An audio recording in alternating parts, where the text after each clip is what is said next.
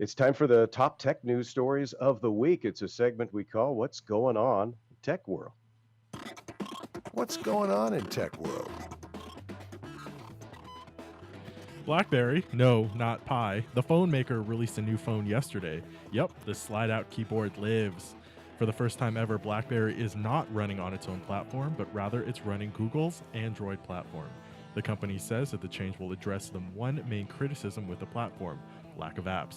Blackberry Priv went on sale Saturday afternoon. The company has hinted pre-sale numbers have been the best in a while.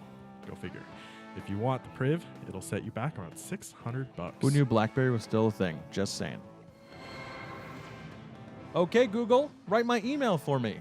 Well, if it were only that easy, right? Well, we're going one step. We're getting one step closer to that with Google's new app. It's called Google Smart Reply for Gmail. According to TechNewsWorld.com, the system learns from user responses over time, allowing Google to offer finely tuned auto responses for your inbox. Although never mind. We'll get to that later. For those skeptical about your security, Google says they are in the data collection business, so they won't be reading your inbox. They'll leave that to the servers to calculate and come up with these auto responses. Well, it's bad news for the Surface Pro lovers. If it breaks, good luck fixing it.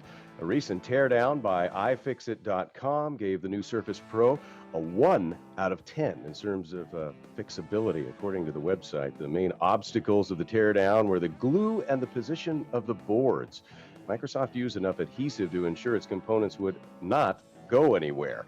I guess it's easy to say if your Surface Pro malfunctions, well, don't try to pry it open. It ain't worth it. Were you a fan of Twitter's stars? I was. Really? Yep. Well, say adios as they ushered in a new era of liking, hearts. This week, Twitter killed off the stars and made way for its newest queen. Twitter says, "We want to make Twitter easier and more rewarding to use, and we know at times the star could be confusing, especially to newcomers. You might like a lot of things, but not everything can be your favorite." Twitter has been testing hearts throughout the summer, and according to the company, has received nothing but high praises for the new rollout. More on that later.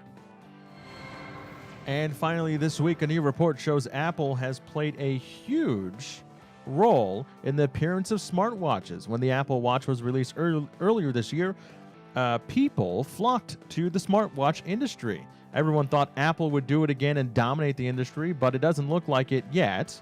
In the watch world, Pebble has reigned supreme. CEO of Pebble said earlier this week they praise Apple for their role in the smartwatch industry. Thanks to Apple, they have helped to double the sale of smartwatches compared to this time last year. Prior to Apple hitting the smartwatch world, sales were pretty small. Actually, they were non-existent.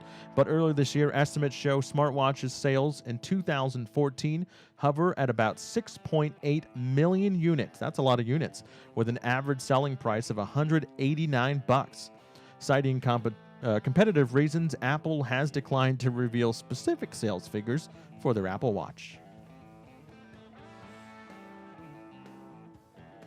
And that's a wrap on the tech world.